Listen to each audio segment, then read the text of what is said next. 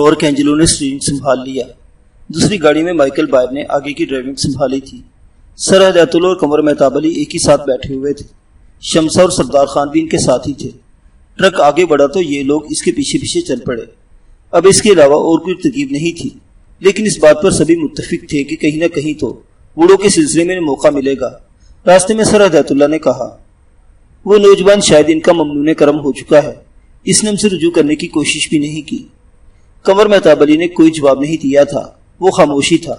Lark Angelo کہنے لگا، ویسے بڑی چوٹ ہو گئی، میرا خیال ہے ہم ان کیچوؤں کو صحیح طور پر سمجھ نہیں سکے۔ اب بھی آپ خیالی کی بات کرتے ہیں؟ سر ہدایت اللہ نے کہا، بھائی قصور کسی ایک فرد کا تو نہیں ہے، کچھ عجیب سی کیفیت کے شکار ہو گئے تھے ہم لوگ۔ بہرحال مہم جوئی کی زندگی میں ہر طرح کے الٹ پھیر آتے ہی رہتے ہیں، مشکل سے مشکل حالات کا سامنا کرنا پڑتا ہے۔ اب کسی ایک بات پر افسوس کرنا بے سود ہے۔ پھر شام کو 6:30 بجے تک سفر ہوتا رہا۔ بوڑھے بے تکان آگے بڑھتے جا رہے تھے۔ راستے اتفاق سے بالکل ہی معتدل ملے اور کوئی ایسی مشکل پیش نہیں آئی، لیکن یہ لوگ کوئی مؤثر منصوبہ بھی نہیں بنا سکے تھے کہ بوڑھوں کے خلاف کوئی کارروائی کی جا سکے۔ شام ہو گئی اور ایک مناسب جگہ گاڑیاں روک دی گئی۔ بوڑھے گاڑیوں سے نیچے اترے تو سب کے سب رائفلوں سے مسلح تھے، یہاں تک کہ ایک رائفل فیروز کے ہاتھ میں بھی تھی، اور وہ بھی بالکل انہی کی مانند ان لوگوں کی جانب نگراں نظر آ رہا تھا۔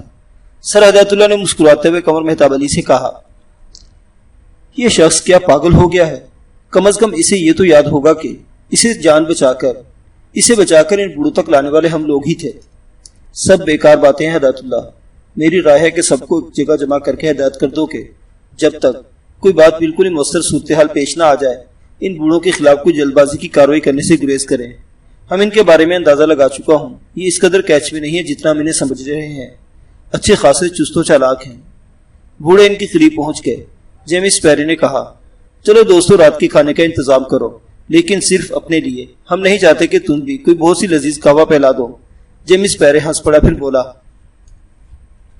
ایک اور بات جو آخری ہے وہ یہ کہ ہم لوگ بھی خاص کھودنے والے نہیں ہیں، یہ نہ سمجھنا کہ غفلت کا کوئی لمحہ تمہیں ہم پر فوقیت دلا دے گا۔ ہماری درخواست ہے کہ امن پسند رہنا اور اپنے آپ کو سکون میں رکھنے کی کوشش کرنا۔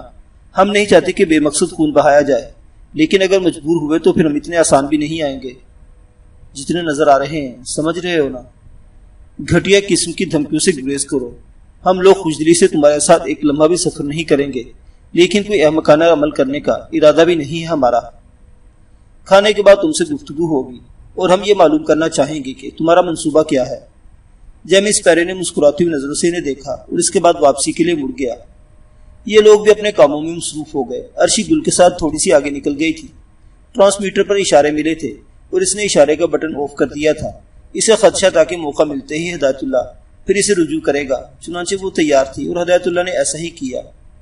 اس نے ٹہلنے کے سے انداز میں آگے بڑھ کر ایک جگہ منتخب کی اور دھڑکتے دل سے عرشی سے رابطہ قائم کیا۔ ہاں ڈیڈی، میں صورتحال پر گہری نگاہ رکھے ہوئے ہوں، آپ بے ہوش تھے، ورنہ میں آپ سے اسی وقت رابطہ کرتی۔ تم خیریت سے ہو؟ بالکل، اگر آپ کہیں تو ہم موقع پاتے ہی ان بوڑھوں پر قابو پانے کی کوشش کریں۔ ہرگز نہیں، بھی مسلح ہے اور جارحیت پر آمادہ ہے۔ ہم بھی مسلح ہے ڈیڈی۔ اوہ میری بات سنو، میں خوریزی نہیں چاہتا۔ عرشی پلیز ایسی کوئی کوشش نہ کرنا، ہم تو تیاریاں کر چکے ہیں ڈیڈی۔ بالکل نہیں، میں سختی سے منع کر رہا ہوں تمہیں۔ ضرورت ہوئی تو میں خود تمہیں اشارہ کر دوں گا۔ اوکے ڈیڈی، عرشی نے کہا، اور ہدایت اللہ نے گہری سانس لے کر ٹرانسمیٹر بند کر دیا۔ بہرحال اسے عرشی کی طرف سے اطمینان ہو گیا تھا۔ ایک تردد، ایک بیزاری کسی کیفیت ہر دل میں پیدا ہو گئی تھی۔ حالانکہ یہ بہت مشکل کام نہیں تھا کہ وہ چالاکی سے عمل کر کے بوڑھوں پر قابو پا لیں، لیکن اس کے لیے خوریزہ کرنی ہوتی، اور وہ فطرتاً اس قسم کے لوگ نہیں تھے کہ بے مقصد کسی کی زندگی کے گاہک بن جاتے۔ بوڑھوں کے انداز سے یہ بھی پتہ چلتا تھا کہ وہ مرزا نصیر بے کی شائع کرائی ہوئی کہانی سے متاثر ہو کر اس طرف آئے ہیں اور وہی مقصد رکھتے ہیں، لیکن انہیں کوئی نقصان نہیں پہنچانا چاہتے۔ ہاں اگر ان کی طرف سے کوئی عمل ہوا تو شاید کبھی اپنی طرف سے کوئی کارروائی کرنے میں آر محسوس نہ کریں۔ ویسے وہ پوری طرح مستعد تھے۔ ان میں سے 2 افراد رائفلوں سے نشانہ باندھے ہوئے ٹرک کی چھت پر سے ان کی جانب نگراں تھے، اور انہوں نے کہہ بھی دیا تھا کہ اگر کوئی خطرہ محسوس کیا گیا تو پھر وہ اپنی مدافعت سے باز نہیں رہ پائیں گے۔ کھانے وغیرہ سے فراغت حاصل کرنے کے بعد یہ لوگ ایک جگہ جمع ہو گئے اور آئندہ کے لاہ عمل طے کرنے لگے۔ ہدایت اللہ نے کہا، دیکھو، ان لوگوں پر قابو پا لینا ہمارے لیے زیادہ مشکل کام نہیں ہوگا، لیکن مسئلہ یہی ہے کہ اس کے لیے ہمیں شدید جدوجہد کرنا پڑے گی۔ جس کے نتیجے میں چند افراد کی زندگیاں بھی جا سکتی ہیں۔ بہتر یہ ہے کہ اس سے گریز کیا جائے۔ آئندہ یہ فیصلہ کریں گے کہ ان بوڑھوں کے سلسلے میں کیا کیا جائے۔ کم بخت جان ہی کو آگے ہیں۔ یہ امید نہیں تھی ان سے۔ اپنی عمر سے زیادہ مستعد نظر آتے ہیں۔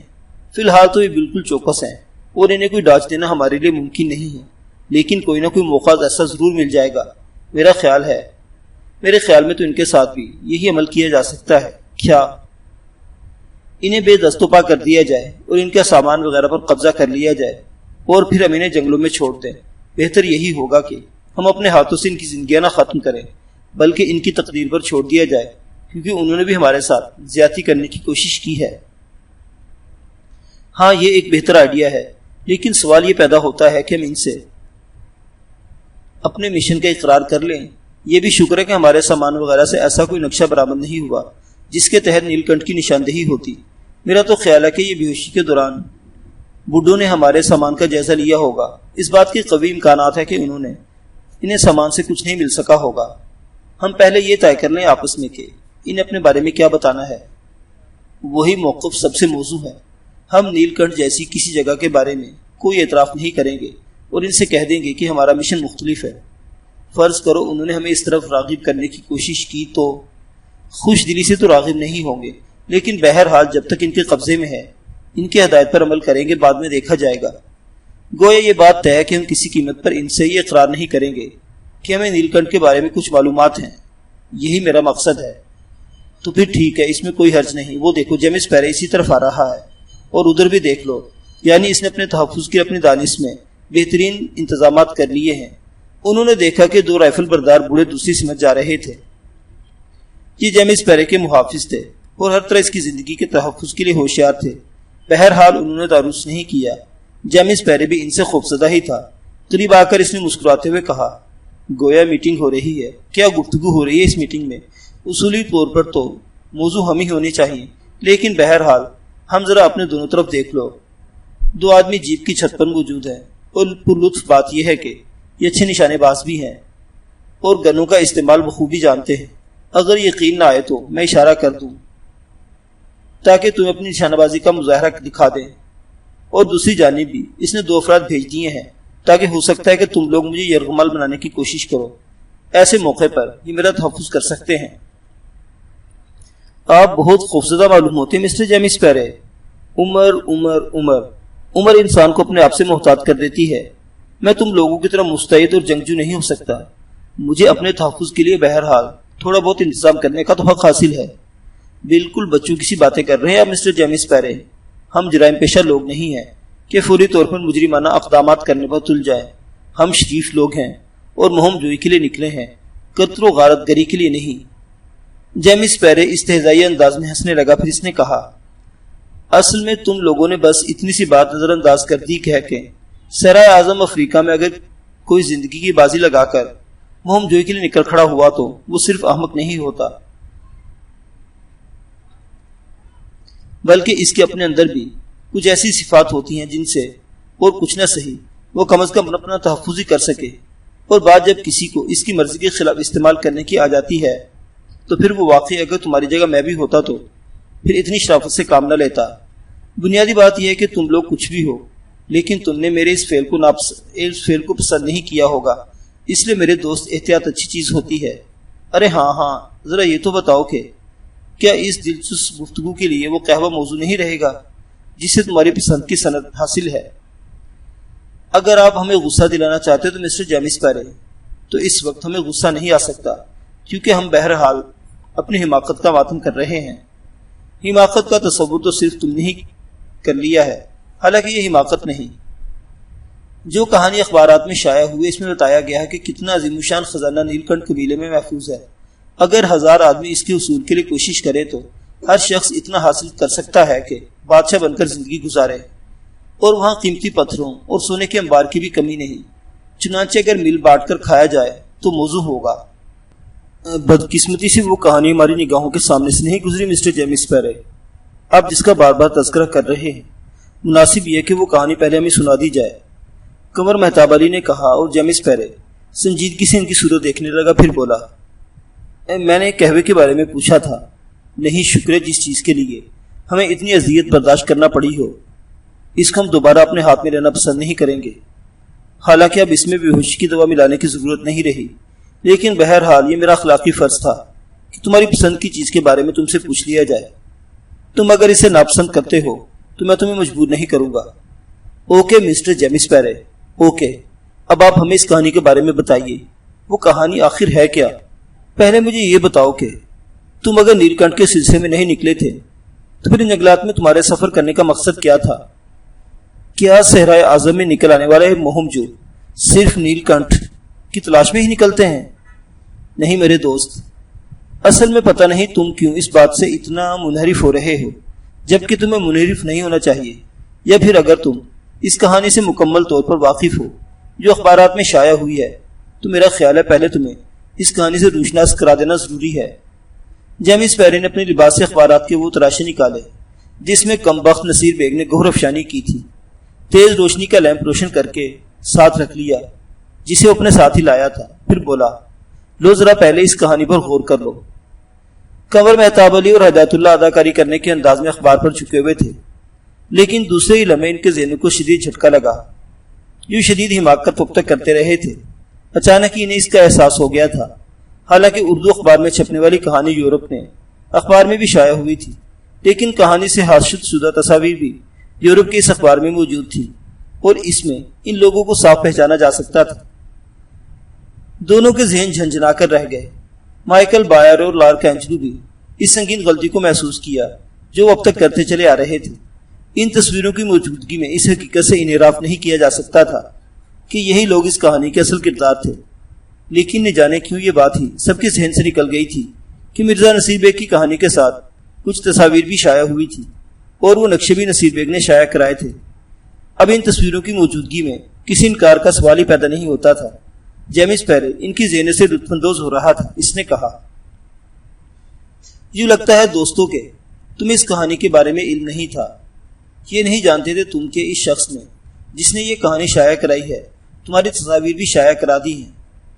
بات یہاں ہمارے لیے الجھن کا باعث تھی، اور ہم دوست اس پر تبصرے بھی کر چکے تھے، اور یہی سوچا تھا کہ شاید اس کہانی کے چھپنے کا تمہیں علم نہیں ہے۔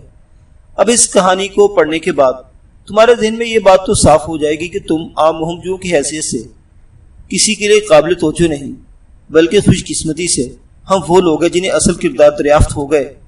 اگر میرا اندازہ غلط نہیں ہے تو جس مہمجو نے اس کہانی کو پڑھا ہوگا وہ صحرائے اعظم میں نیل کنٹھ قبیلے کی تلاش کے علاوہ تمہاری تلاش میں بھی ہوگا۔ کہو کیا خیال ہے؟ ان لوگوں کی قوت گویائی سلب ہو گئی تھی۔ اس شدید ذہنی جھٹکے نے دریافت در حقیقت انہیں ذہنی طور پر چوپٹ کر دیا تھا، لیکن ریٹا ہاروے یہاں سب کا سبقت لے گئی۔ اس نے ایک قہقہ لگایا، پھر وہ لارک اینجلو سے بولی، اینجلو، یہ کمینہ نصیر بیگ ہمیشہ ایسے ہی خطرناک مذاق کرتا ہے، ذرا مجھے بھی تو دکھاؤ اس بار اس نے کیا کہانی تخلیق کی ہے۔ ریٹا نے اخبار لے لیا، پھر وہ پوری کہانی پڑھنے لگی، پھر پیشانی پر ہاتھ مار کر بولی، میرے خدا، اور ہمیں اس کی سرکت کا علم بھی نہیں ہو سکا۔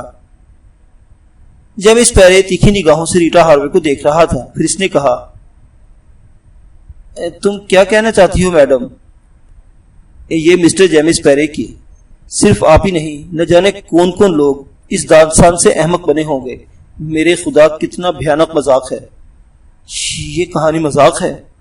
ہاں، اور اسے دلچسپ مذاق نہیں کہا جا سکتا۔ کاش آپ اس شخص کے بارے میں جانتے مسٹر جیمس پیرے، کس شخص کے بارے میں جس کا نام نصیر بیگ ہے۔ تم مجھے اس کے بارے میں بتاؤ۔ یہ ایک فکشن رائٹر ہے، جرائد میں کہانیاں لکھتا ہے، اور ایڈونچر اس کا خاص موضوع ہے۔ پچھلی بار یہ ہمارے ساتھ ایک مہم میں شریک تھا۔ یہ تصویریں اس نے وہیں بنائی تھی اور کہا تھا کہ ان کی مدد سے ایک انوکھی کہانی تخلیق کرے گا، اور اس بدبخت نے یہ کہانی تخلیق کر لی۔ بکواس کرتی ہو تم، بیوقوف سمجھتی ہو مجھے؟ جیمس پیرے نے بفرے ہوئے لہجے میں کہا۔ میں نہیں سمجھتی مسٹر جیمس پیرے، آپ اتنے بد اخلاق کیوں ہو گئے؟ ریٹا ہاروے نے کہا۔ اس لیے کہ تم جھوٹ بول رہی ہو۔ میں نے صرف اسی کہانی پر بھروسہ نہیں کیا، میری اپنی بھی تحقیق ہے۔ کیا آپ کی ملاقات بھی کرنل کرٹ سے ہو گئی؟ کون کرنل کرٹ؟ جس نے نیل کنٹھ کی کہانی تخلیق کی ہے، ریٹا ہاروے نے کہا۔ سب ششدر رہ گئے۔ ریٹا نے جس طرح اس صورتحال کو سنبھال لیا تھا اور انہیں کنفیوز کر دیا تھا وہ بڑے کمال کی بات تھی۔ پھر سب سے بڑا کمال یہ تھا کہ جیمس پیرے کی ہر بات کا نہایت تسلی سے جواب دے رہی تھی۔ نیل کنٹھ کی کہانی کسی ایک شخص کی تخلیق نہیں۔ پھر مسٹر پیرے، ریٹا نے پوچھا، تو مجھے کرنل کٹ کے بارے میں بتاؤ۔ ایک مہم جو لیکن خپتی، اس نے ہمیں نیل کنٹھ کے بارے میں ایک بے تک کی کہانی سنائی تھی۔ نصیر بے کی ہمارے ساتھ تھا، وہ اس کہانی کی آؤٹ لائن لے اڑا۔ تو تمہارے خیال میں نیل کنٹھ کا کوئی وجود نہیں ہے؟ کرنل کٹ نے بڑے وثوق سے یہ کہانی سنائی تھی، لیکن اس کہانی میں بڑے جھول تھے جن کی بنا پر ہم نے اسے صرف اختراع سمجھا تھا، اور تمہارے دوست نے صرف داستان ترازی کی تھی۔ صرف میں نہیں جان سکتا۔ جیمس پیرے کے لہجے کا کھوکھلا پن بتاتا تھا کہ وہ ڈاواڈول ہو گیا ہے۔ مسٹر پیرے، کیا آپ کا ذریعہ معلومات کچھ اور ہے؟ ہاں۔ کیا یہ کہ ہم لوگ نیل کنٹھ کا جائزہ لے چکے ہیں؟ ریٹا ہاروے نے سوال کیا اور جیمس پیرے کچھ دیر خاموش رہ کر سوچتا رہا، پھر بولا، نہیں، لیکن قبیلہ نیل کنٹھ، اس کی روایات اور خزانے کا تصور موجود ہے۔ میں آپ کی معلومات کو چیلنج نہیں کرتی، لیکن ہم لوگ تمام حقیقت کے ساتھ آپ کے سامنے موجود ہیں۔ جیمس پیرے نے گھومتا رہا، پھر اس نے کہا، ہر چند کہ میں نے تمہاری اس کہانی کو تسلیم نہیں کیا ہے، لیکن اس کے باوجود میں تمہیں اس کا موقع دیتا ہوں کہ تم غور کر لو۔ کیا مطلب مسٹر جیمس پیرے؟ ہم کیا غور کر لیں؟ میرا مطلب ہے، اگر تم مجھے فریب کر رہی ہو تو اپنے آپ کو اس سے باز رکھو اور میری دشمنی مول نہ لو۔ ریٹا ہاروے نے کسی قدر چلاتے ہوئے انداز میں کہا، مسٹر جیمس پیرے، میں نہیں سمجھ سکتی کہ آپ کس قسم کے انسان ہیں۔ ہمارے اور آپ کے درمیان بھلا دشمنی کا کیا جواز ہے؟ کون سا ایسا کام ہے ہم نے جو آپ کے لیے ناخوشگوار رہا ہو؟ صرف یہ کہ ہم آپ کو اپنی قربت میں قبول نہیں کیا اور اس بات پر آمادہ نہیں ہوئے کہ آپ کو اپنے ساتھ لے چلیں۔ مسٹر جیمس پیرے، اگر آپ واقعی محب انسانیت ہیں تو کیا آپ کو چند لوگوں کے ساتھ اتنا برا سلوک کرنا چاہیے جو آپ نے ہمارے ساتھ کیا؟ یہ تو فریب، دھوکہ دہی ہے۔ آپ دنیا کے ان بڑے لوگوں میں شامل ہونا چاہتے ہیں جو انسانیت کے لیے تحقیقات کر کے اپنے آپ کو امر کر چکے ہیں۔ اگر آپ اس میں کامیاب ہوگے تو آپ کا ضمیر آپ کو ملامت نہیں کرے گا کہ آپ نے اپنے مقصد کی تکمیل کے لیے کچھ انسانوں کے ساتھ وحشیانہ سلوک کیا تھا۔ آپ کو کیا حق پہنچتا ہے کہ آپ ہمیں بے ہوش کر کے ہمارے ہتھیار اپنے قبضے میں کرتے؟ ہم کون سا آپ کو نقصان پہنچا سکتے تھے؟ اور ہم تو آپ کے ممنون کرم تھے کہ آپ نے ایک انسان کو زندگی دی ہے۔ میری سمجھ میں نہیں آتا مسٹر جیمس پیرے کہ آپ مجرمانہ ذہنیت کے حامل ہیں یا پھر ایک اچھے انسان جو انسانیت کے لیے کچھ کرنا چاہتے ہیں۔ آپ پہلے اس بات کی تصدیق کر دیجئے کہ آپ میں جرم کا عنصر زیادہ ہے یا؟ جیمس پیرے اچانک جھلا کر اپنی جگہ سے کھڑا ہو گیا اور تیز قدموں سے وہاں سے ہٹتا چلا گیا۔ کنور مہتاب علی، سر ہدایت اللہ، لارک اینجلو، مائیکل بائر تحسین امیز نظروں سے ریٹا ہاروے کو دیکھ رہے تھے اور ریٹا ہاروے کے ہونٹوں پر مدھم سی مسکراہٹ پھیلی ہوئی تھی۔ جیمس پیرے اپنے ساتھیوں کے پاس چلا گیا۔ ریٹا ہاروے نے اسے ذہنی طور پر مختل کر دیا تھا اور اب وہ فیصلہ کرنے سے قاصر تھا کہ اسے کیا کرنا چاہیے۔ معزز سامعین حضرات، یہ کہانی ابھی جاری ہے، بقیہ واقعات اگلی قسط میں دیکھتے رہیے۔ اردو داستان۔ اللہ حافظ۔